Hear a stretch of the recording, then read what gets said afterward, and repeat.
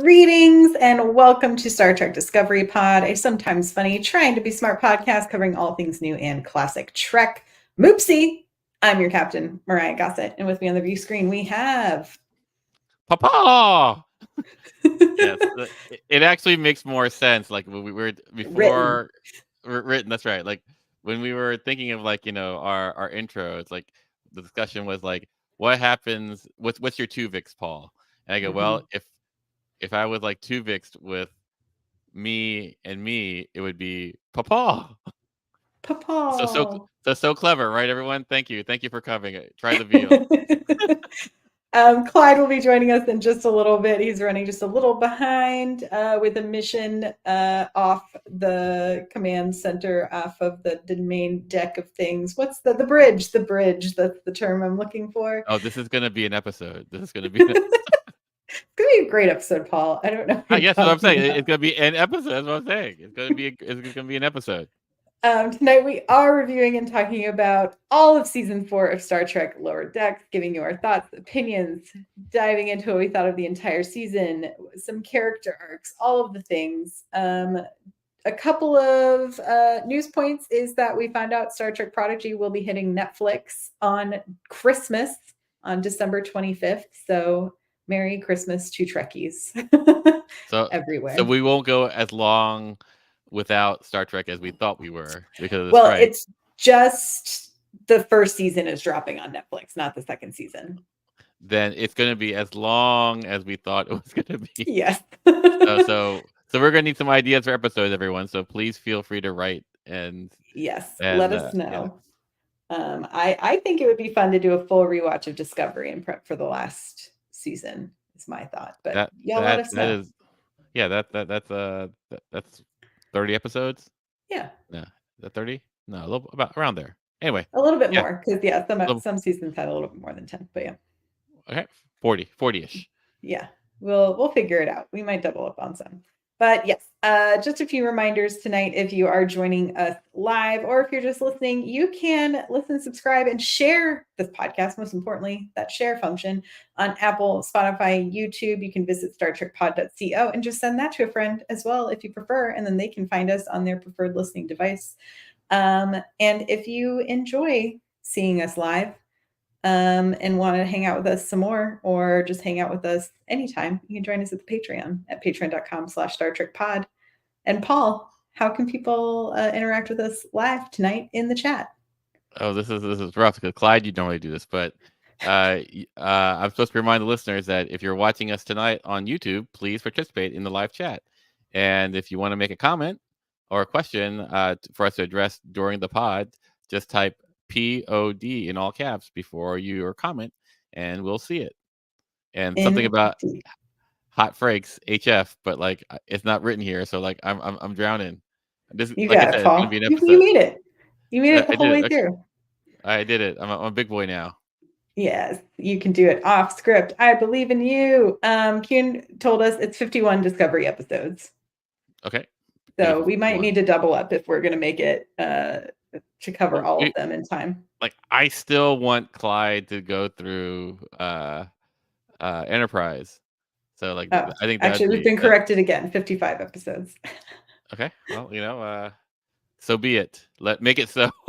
Make it so. But Paul, you were not here for the finale, so I thought I would just ask you if you had any. Ooh, hang on. I know what we'll do. We have a special solo edition of. What was your hot break of the finale? The finale was good enough. It was. I thought it was. We'll talk more about it as the season a whole. Like, I think an episode as itself, I thought it was fine. I felt like there was such a buildup for what it was going to be. I don't know if it paid off. I also want to apologize to all the Patreon watchers who decided to watch me watch my live stream of my reaction of the video. Like, I did not know that Myrriah was going to do that. What did you think I was going to do? I thought you're going to cut something like, oh, here's Paul's reaction, blah, blah, blah. I didn't think you're going to, like, have people pay for it. I apologize.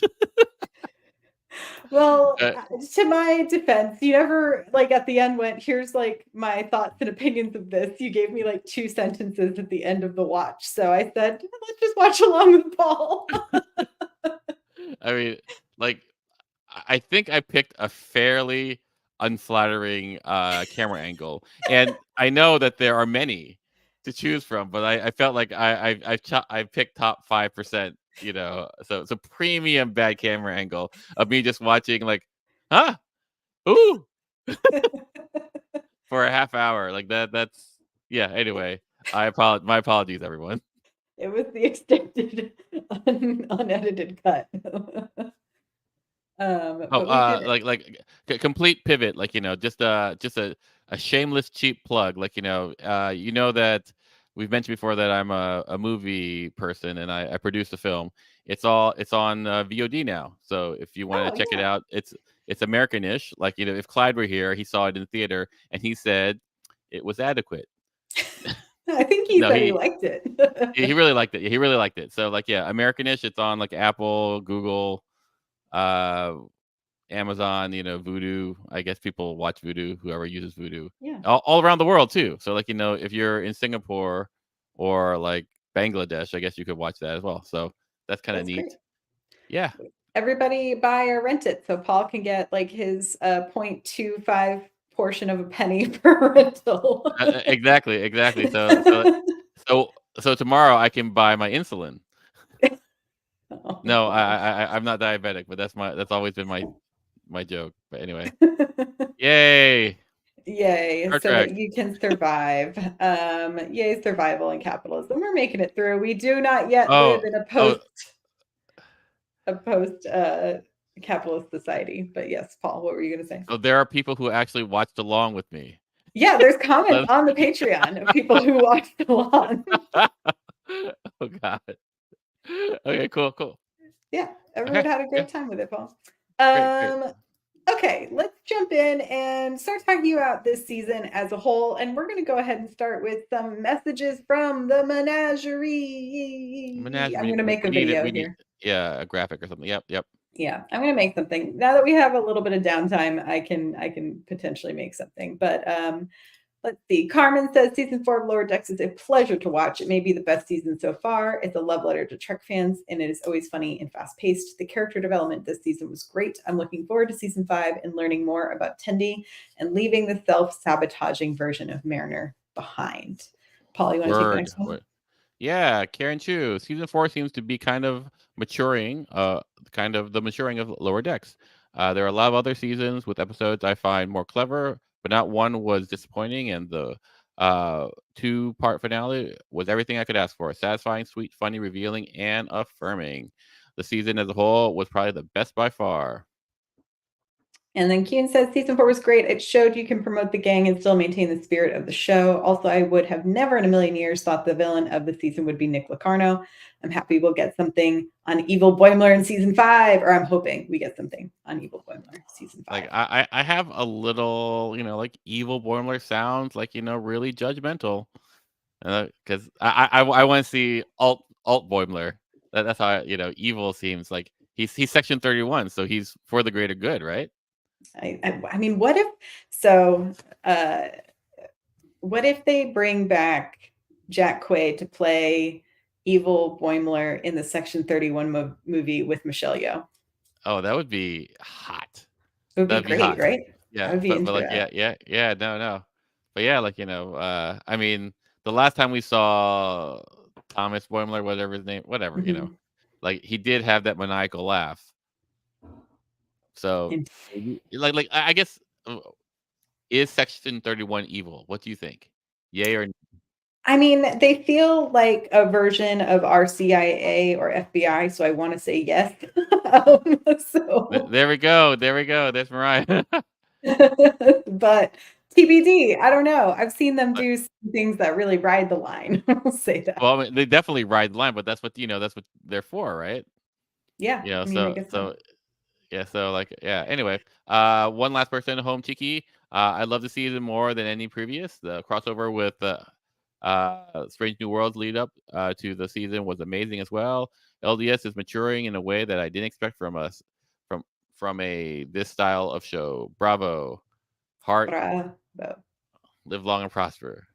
Huzzah. I need Sparkles. huzzah, sparkles. Okay, I think it's now time for you and I to give our seasonal hot freaks. Seasonal hot freaks. I feel like for me, each season, I feel like things get stronger. I feel like the jokes get stronger. I feel like the characterizations get stronger. And then, yeah. I don't want to jump in. Just another aside. Okay, yeah. Clyde will be joining us.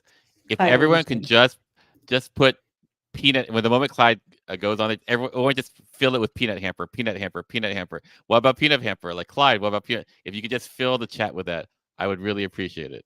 Thank you. Noted. All right, go. I feel like this season I feel like I probably most relate to Karen in that, like, are there other episodes that I've like enjoyed more from other seasons?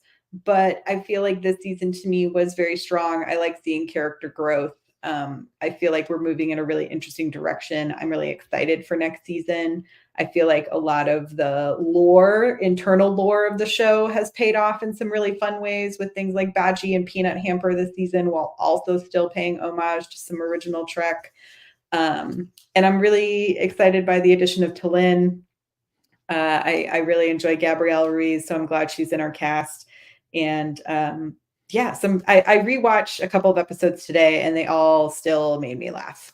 So I rewatched Tuvix. I rewatched the Orion episode with Twin Twains, which still. Twin Twains.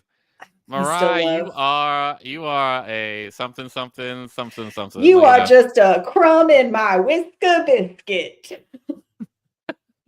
No, I don't know, like, Myrriah and I were talking earlier about this, and like season 3 and season 4 did something different than season 1, 2, which is they implanted the long arc type thing, with the Texas class in season 3, and in this case, Locarno in season 4.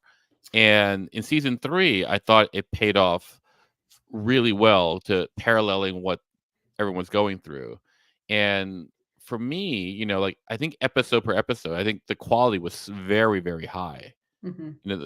But like, I don't know if the big arc paid off in the same way that I would have liked, because Locarno's problem is not necessarily everyone else's problem. It's very thinly connected to Mariner, but very thinly to me. So that was my only gripe. I mean, like, it's like going to a really high end buffet where everything is good, but like you when you construct your meal, like, the meal's progression isn't great because all the pieces are so good. Figure it out. Yeah. But that's just my hot freak. Like, I'm a jerk. Everyone hates me. I'll go now. Click. No, I think I can see where you're going with that, in that, but I also can see from their perspective of, like, I think if they had decided to make Peanut Hamper or Badgie or someone from the internal lore ended up being the big bad of the season, it would have felt too obvious, right? Because from the beginning, we were making all those assumptions. And I do think the twist was a twist I never would have expected. So the surprise and delight were very high for me this season. Definitely. Like I would never guess Locarno. And I think that was beautiful. I wish that it reflected something in one of probably Mariner's, but someone's arc. Like, Mariner was listless, right? Because she had to grow up, and Locarno isn't like he was stuck not growing up. He's just pissed because he was robbed for all lack of purposes. Anyway, that's just my Yeah, no, valid. I thought we would go through our what was our core 4, but now we're core 5 of our lower deckers, and kind of talk about their seasonal arcs, and then we can dig into some of the upper deckers, and then we'll kind of jump into what we think or we would like to see in season 5. So I figured we'd start with our newest one, which is T'Lyn. I rewatched the um, and empathological fallacies episode, which is the Mhm. one where her emotions is causing everyone to go crazy when they thought it was Zendy fever. It's still that one still makes me laugh a lot. Yeah, no, it's great. It's It's a great great. episode, and I really enjoyed Talin's arc this season a lot. From the first episode to the last Mhm. episode, I think she has a very satisfying arc. Yeah, no, I think, like, it reminds me of Parks and Rec, where, like, they brought in, like, Adam Scott and Mhm. Rob Rob Lowe, Lowe. and Mhm. they rebalanced it so that, uh, season 2, they were floundering, and then they go, "Oh, you know what we need? We need a straight man." Mhm. And the straight man became Adam Scott, and I feel like they added Lynn as the straight man, and it's really rounding it out in a way that I think is really good.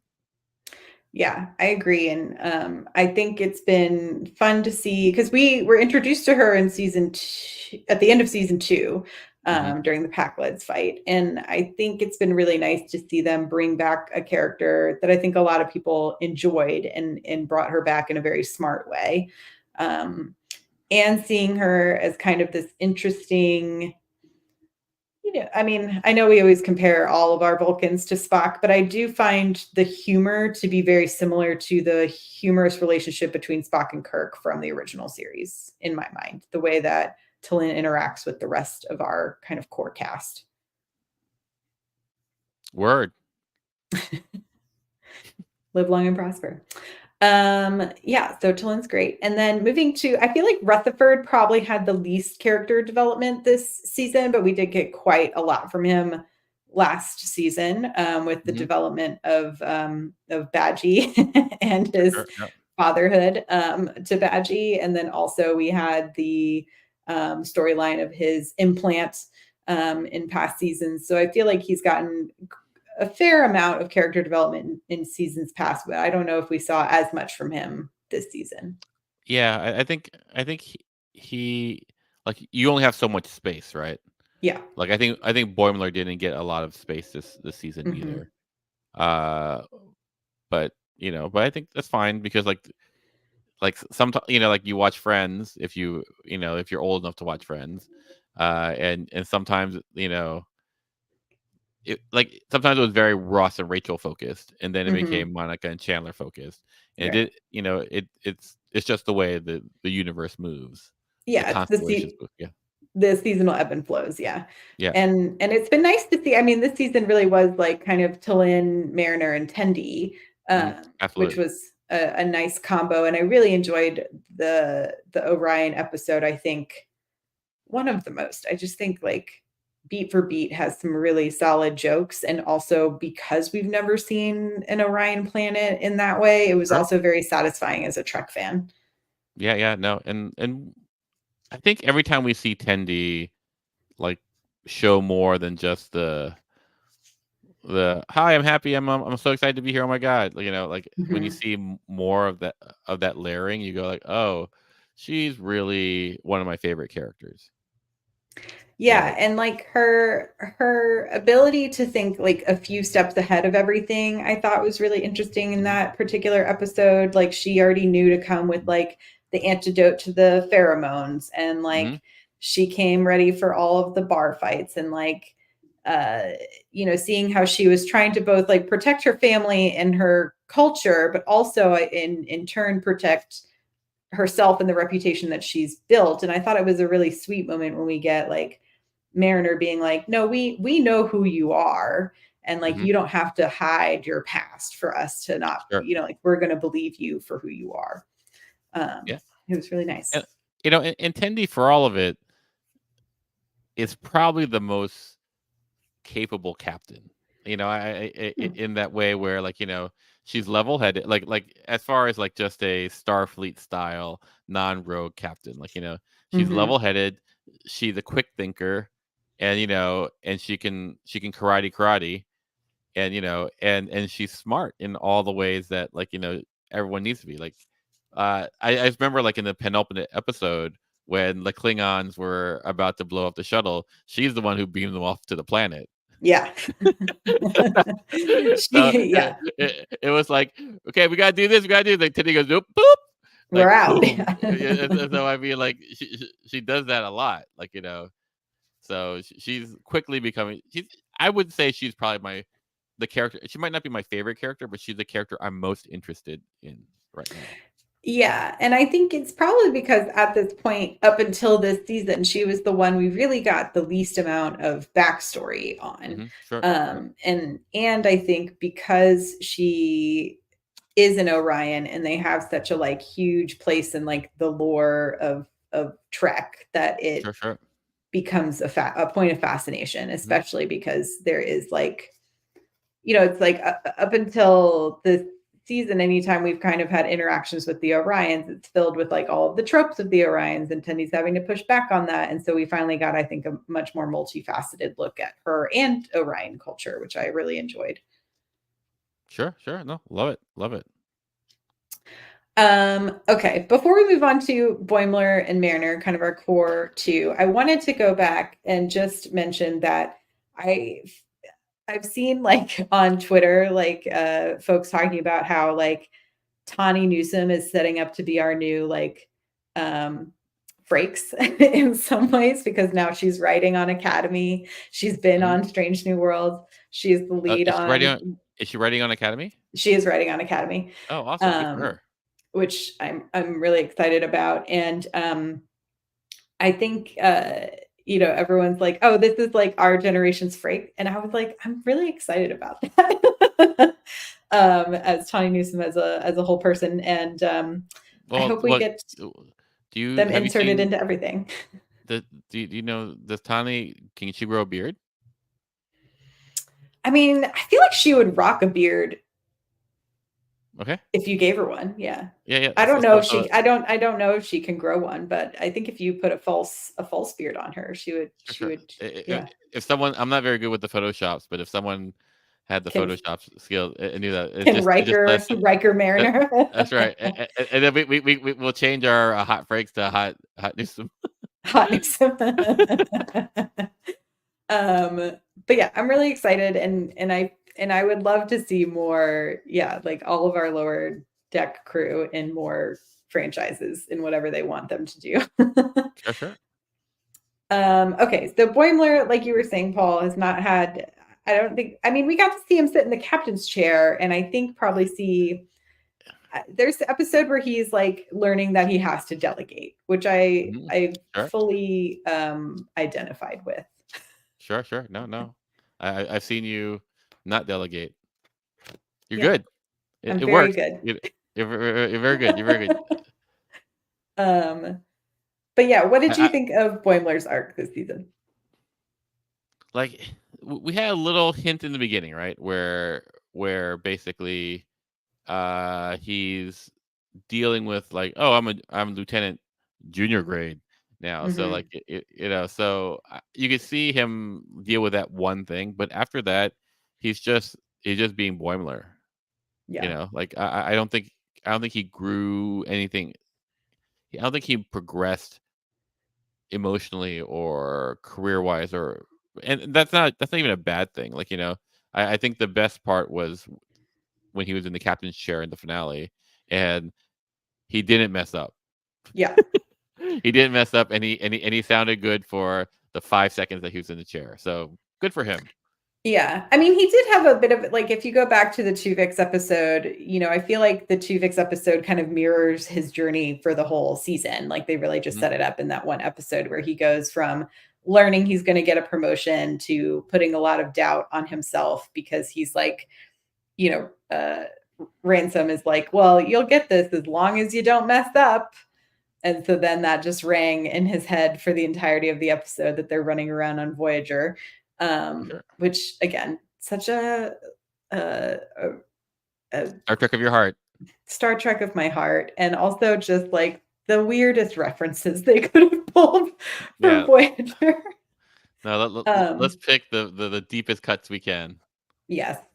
Um, so it was nice to see them kind of set it up there, and then like we get him eventually in the captain's chair. So it wasn't like a complicated story arc for him this season, Sure. but it definitely had a few peaks and valleys. Sure. Um, And last okay. but not least, And last but not least, we have our Mariner, who definitely had the most peaks and valleys this season. I'd say quite a few valleys, I think, much to some people's dismay. I know that was kind of a sticking point throughout the season mhm, that we've heard from some listeners, is that mhm. they thought Mariner backslid quite a bit this season. What did you think about that? Like, so, like my away mission, last week was at a 12-day, 10-day, silent retreat. And so this is in real life.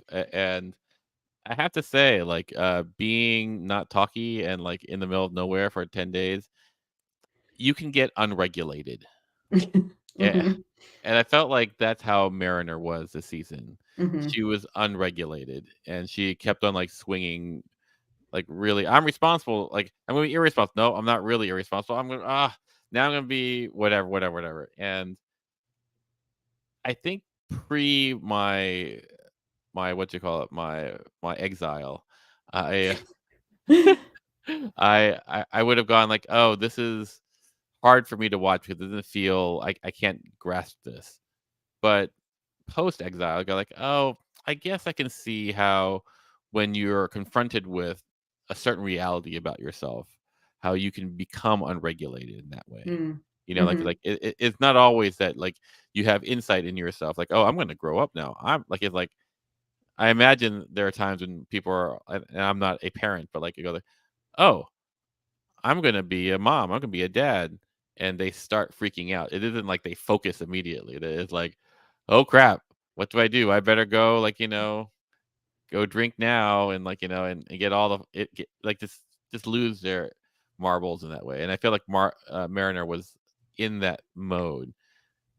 And without the, without it was hard for me to watch in that way because it mhm, felt like black backsliding, but I think that is actually what people do, right? When they level up, sometimes, especially before they're ready, they mhm. kind of freak out. Well, yeah, it's also like I'm sure she's known she is capable of all of these things, but it's like that internal conflict, I think, for her was messy, and I think it's relatable, like, to your point. I was recently talking to a friend who said, like, when she's kind of at her lowest, she kind of shoots for the stars, but in very, like, dramatic and weird ways. So, like, she was like, "Oh, yeah, when I'm, like, feeling, a mess about my career, I just apply to a bunch of reality TV shows as a contestant." And so you're There you just go. like, "Oh, yeah, this is how this works." It's like, I don't know what's going on in my life, what could provide weird structure and stress, but in a way that is validating. Let's go for Yeah. this, you know? No. It's tough. It's tough. Like, I guess, like, being so just like so Vulcan-ish that I am, like, I didn't have that unregulated, like, because I just keep leveling up and going higher and higher and better in a straight line. Mhm. No, that's not me. I was like, I'm more of a "Uh-huh, m sure, Paul." I'm more of a Moopsie path, like, I just eat and get bigger and bigger. Um, yeah, I feel like that was the other character I should have written on this list was, they've maybe given us one of the best things that I immediately need in every form of merchandise this season, which is Moopsie. Um, yeah, I feel like Lower Decks is really great at finding strange ways to give us anthropomorphized creatures. Um, It's strange new merch. Strange new merch. Oh, but don't I need like a drum sound effect there. Um, but yeah, between like Peanut Hamper and Badgie and Moopsie, I mean, I know it's controversial, like the episode last season where it's Peanut Hamper on that planet with like the owl people, Mhm. but I love when Lower Decks swings for the strangest of fences. And to me, that was Moopsie this season. And I feel like they really hit it out of the park. There you go, like, Mariah bait. Yeah, totally Mariah Bait. If you had to pick an episode from this season as your fave, which one? Orion, Yeah. Tendi goes to Orion, but it's not even close. It's just Something so borrowed, good. something green. Yeah. Yeah, it's just so good. It's so good The for me. Two Vicks is the closest. yeah. After that, yeah, Tuvix is pretty great. Something borrowed, something green is great. I feel like empathological fallacies is also up there for me. But yeah, but as something far borrowed as and something green. like Star Trek episodes, though, the best one I think is Caves. Yeah. Oh yeah. Like Because like it's one of those things that like this is a love letter to the fans. yeah. Like it's gonna work if you just walk in and you're gonna go, "Oh, okay, that's the thing." But if you're a fan and you spend like X number of decades watching Star Trek, it's gonna pay off in a way that you go like, "Oh, I am seen." Mhm. I am seen, and you have like there's a group of people out there who will go like, "Oh, this is just so gut wrenching on the floor, phaser set to kill funny." For things that aren't really funny, like, oh, let's take an episode that takes place in a cave. Isn't that funny? Not for the reasons you think. Not for the reasons you think. But when you do it over and over and over again, Yeah. um, it was yeah, it was so great. And like the Rutherford becoming a weird father with Dr. Tahana was very weird and strange and funny. And we got to see, Boimler kind of come into, his abilities in that one, right? Like that was Hmm. kind of our peek into him getting past his inabilities to delegate. And then I thought it was one of my favorite Mariner moments as well, where we kind of got to see her shine. And so I think it was like, I do wonder if Caves for them was a bit of a floating episode and they kind of Hmm. knew they could put it where they needed it Sure, sure. in Yep, in the yep. season, because it did feel like, I will say, a little bit of a whiplash to see Mariner kind of really confident in herself and then immediately go back to Unregulated. unregulated, yeah, versus like I feel like if I had seen it maybe before the Ferengi episode, Sure. but it was like a very nice feel good. So I got it because like the Ferengi episodes where we really see her spiraling kind of Hmm. hit the Yeah, hardest yeah. um, this season. And then we had some really great moments with our upper deckers this season as well. I thought Captain Freeman has a really lovely arc this season where we really see how capable she is and how uniquely qualified she is and how she's also always thinking a few steps ahead in the same way that I think we can see in Tendi. Hmm. Um, but yeah, I enjoyed her. The computer meltdown episode was very funny. Yeah. Yeah. I liked her on the Star Trek world, on like Hmm. like I think where she was like, "Oh yeah, they're never gonna give us the info," so Oh, the like bounty hunter world, yes. exactly. So yeah, so like that. I don't think I see Friedman like slick like that very often. Like Mhm. you see her. It's like Malcolm in the Middle, where the grown-ups are the doofuses, the D5. Yeah. Yeah, Yeah, and and then well, I was gonna say in her negotiations with Rom, we also saw her really be, slick. yes, 100%, 100%. Yes, right. Like like just capable in a way. We go, oh, that's why she's captain, as Yeah. opposed to like all the admirals kind of suck. They're Yeah. for whatever reason, once you get promoted to A lot admiral, of you failed get up into Admiral. Yeah. that's right. That's right. But okay, whatever. Not everything is utopia. Um, yeah, and then we got like a couple of really funny moments, I think, from Dr. Tahana this season, from our therapist, the Hmm. flippity flappity fisticuffs, Hmm. voiced by Paul F. Tompkins, was just chef's kiss. Really enjoyed that. And then Ransom, I think, was also very surprising this Hmm. season. I thought it was like a nice growth of that character for us to really see him as, I think, a very capable number one. I think a lot of people have mentioned this. Like people are maturing in the Mhm. char- the char- the characters are maturing. Yeah. Like we're talking about cartoons and like, oh, the Yeah. people are maturing. But the characters are really. I don't think they need to be leaning in as as the characters as tropes as much as now they are fully, like I won't say fully realized characters, but like They're it's rounded not out, you know? exactly in that aspect where most TV shows, if they get to season 3, is when they hit their stride. I feel like we're at 3 and 3 was very a good season for me. Mhm. 4 is, I feel like it's hitting its stride as far as like the writers know who these characters are and they're writing in terms that not only have them be who they are consistently, but like who they would evolve to become. Yeah, like, you can very clearly see their trajectories in some ways. Mhm. Um, and I really enjoyed, Shax in the episode, um, with, I think I guess is it Something Barred? No.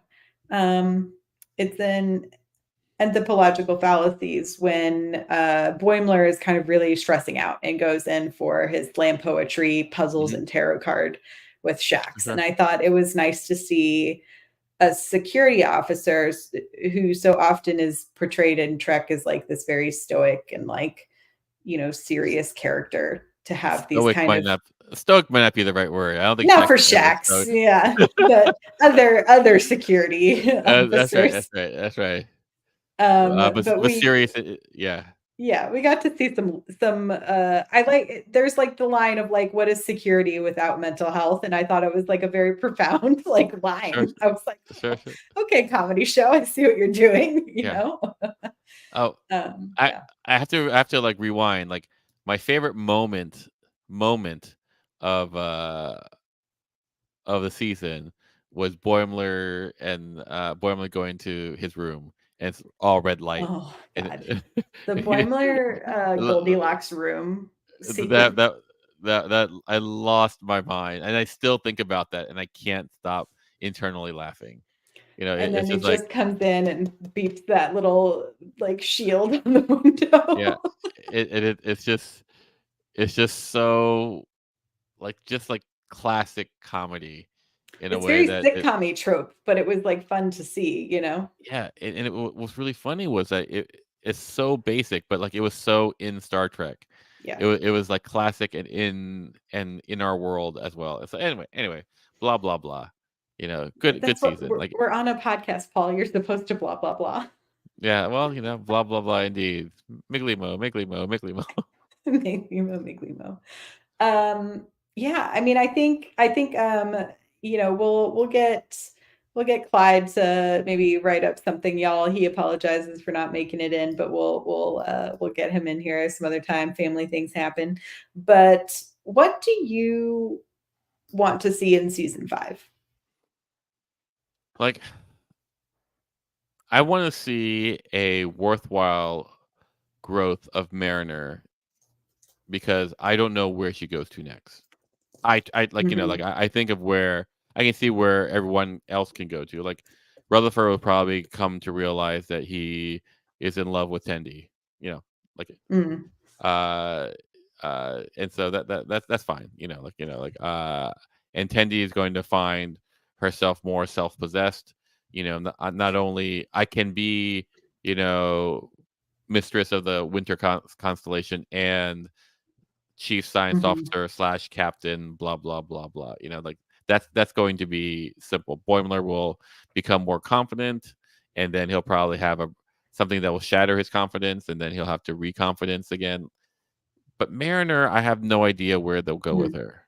Like I like you've already gone through the rebel phase, Mhm. only because she has to be consistent, right? She has to still play Mariner, Mhm. but like where does that go now? Where you're like, okay, you're the you're the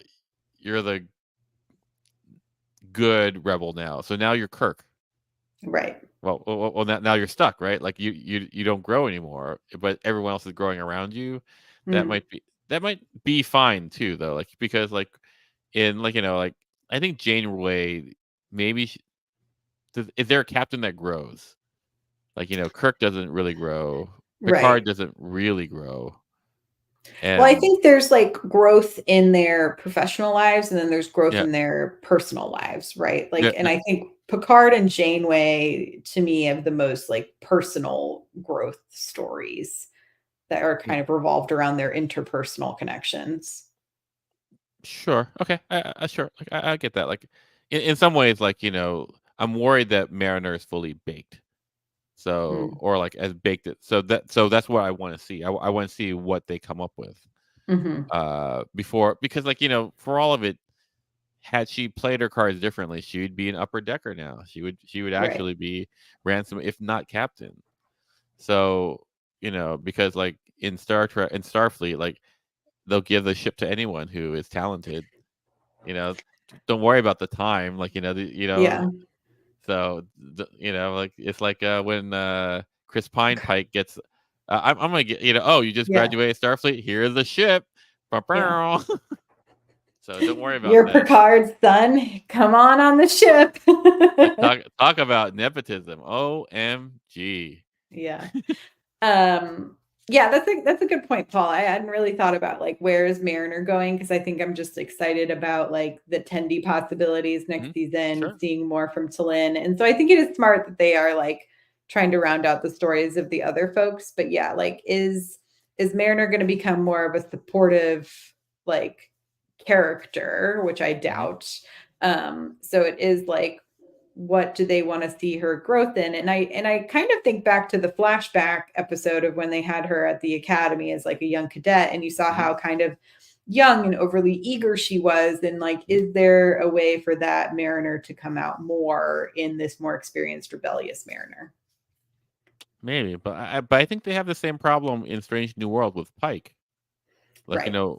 Pike is like kind of fully baked, not like both literally and like in the future physically.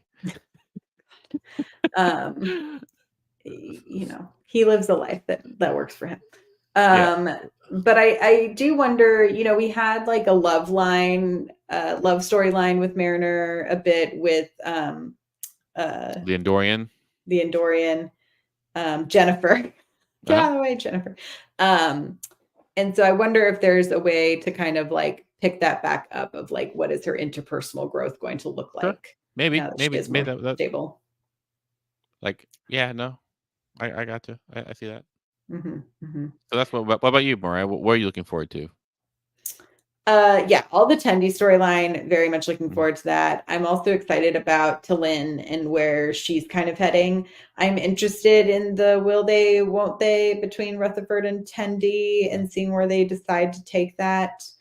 And I'm excited to see if they kind of, I don't know if did you ever watch Grey's Anatomy? Were you a Grey's Anatomy person at all? I was not. Is that Um, a show about like anatomy? it's a show about doctors, Oh, okay. famously. Like, is it black and white um, or is it just gray? it's just gray. Uh, But there's the season, so like that show starts out with everyone, you're following the interns as they work their uh-huh. way up, right? And so then Sure, sure. Yeah. eventually you get to the The residents, season, right? the residents, The, right? Where yeah, they're yeah. then having to deal with the interns. And so I'm wondering if we get the introduction of a new set of lower deckers that are kind of Like, I mean, uh that would be really slick if they could accomplish that. I think. yeah, I really like like so it becomes like Lower Decks actually becomes a soap opera. yeah. Like that you just I like bring in the new yeah, yeah. cast. It would be But what really could slick if they be could just and if I were them, what would be funny is if it's all voiced by the same people. and they all sound the same.